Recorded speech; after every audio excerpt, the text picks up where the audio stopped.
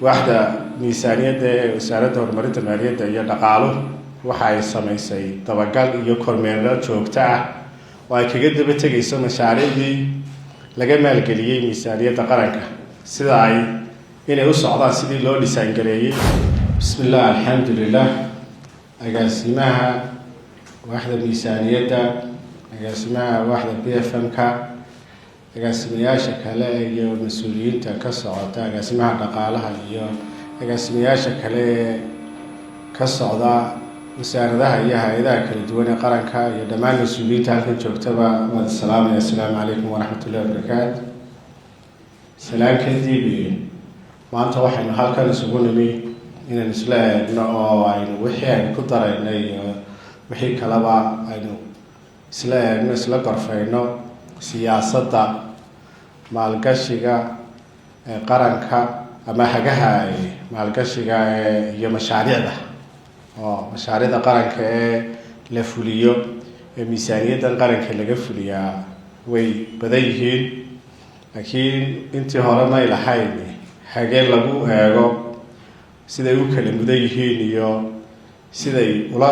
xidhiidhaan qorshaheena horumarinta qaranka iyo sida hadhow loo monitor gareynayo iyo delivery bariskooda iyo saameynta ku yeelanayaan dadkaba ka runtii waa maalin weyn waa arrin weyn oo muhiim oo qaranka u soo korodhay inaynu yeelano hagaha lagu eegayo siday mashaariicdu u kala mudan yihiin iyo sida hadhow loo kormeerayo loo dabagelayba wasaaradda horumarinta maaliyaddu intan dambe waxay ku hawlanayd dabagalka mashaariicda waxa laga yaabaa markii hore mashaariicda oo miisaaniyadda la gelin jiray laakiin waaxda miisaaniyadda wasaaradda horumarinta maaliyadda iyo dhaqaaluhu waxa ay samaysay dabagal iyo kormeerno joogto ah oo ay kaga daba tagayso mashaariicdii laga maalgeliyay miisaaniyadda qaranka sida ay inay u socdaan sidii loo dhisaan gareeyay iyo inay saameyntii la doonayay ama wixii la filayay inay qaranku ka tarbiid gareeyaan in la gaadhay kana waa mid ka mid ah waxyaabaha inaga caawinaya oo xaaladda hore marka lagu jiro diyaarinta miisaaniyadda oo xilligan oo kale ah inay jiraan hagayaal lagu eegayo iyo indicators lagu cabirayo oo uu leeyahay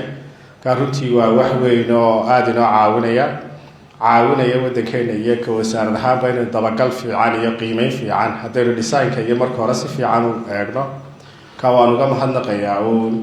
waaxda BFM-ka wasaaradda maaliyadda iyo khabiirka iyo World Bank iyo cid kastoo inaga caawisay inay hawshan inoo qabsoonto tiimkana waxaan rajaynayaa inaynu maanta si fiican u kala faa'iidaysan doono marka laynoo jeediyo aynu wixii aynu isleenahay waa loo baahan yahay in laga saxan aynu ka sixi doono waa idinka mahadnaqaya kasoo qaybgalkiina iyo sida fiican diyaarka ugu tiirada ku biirisaan ka mahadsantihiin. Assalaamu calaykum waraxmatullaahi wabarakaatuh.